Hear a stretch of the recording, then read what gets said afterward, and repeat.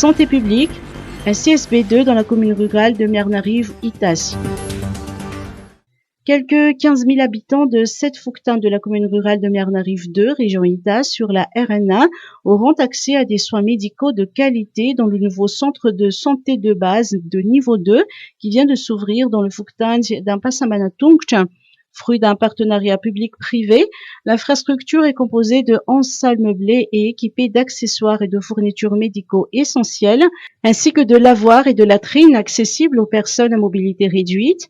L'ONG Madagascar Development Fund, MDF et la Family Satin d'Angleterre ont financé ce projet d'une valeur de 130 millions d'ariages. Le ministère de la Santé publique, pour sa part, s'est chargé de faciliter les démarches et de mettre en place l'équipe soignante. Izany no hisandatra aloha voalohany ary azo lazaina fa dia izy no voatendry ampahabemaso ho lehibe ity CSB ity zany. L'accès à ce CSB2 aux normes devrait réduire le taux de mortalité dans la commune de Miarnariv-2. Aujourd'hui, les villageois d'Ampasamanatungt et ses environs se sentent rassurés. Est un pays actuellement dirigé par le président Andry Rajoelina qui a beaucoup d'esprit innovant. Et dans cet esprit innovant, il a établi une vision dont, au niveau du ministère de la Santé, c'est le VELRAM 5, Santé pour tous et à tout âge. Pour atteindre cet objectif, bien sûr, il fallait, dans un premier temps, faire des constructions. Et puis, faire des centres, comme ici, un centre de santé de base, et l'équiper, et puis mettre également des ressources humaines.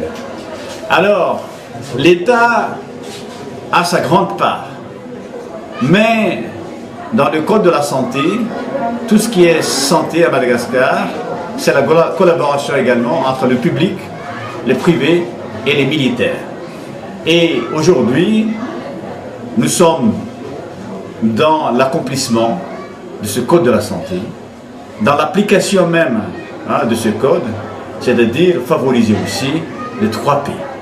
C'est qu'ils peuvent amener avec l'État, et en ce moment-là, on a une, comment on dit ça, c'est une harmonisation pour arriver par la suite à la fin, c'est-à-dire amener les soins au niveau de la population.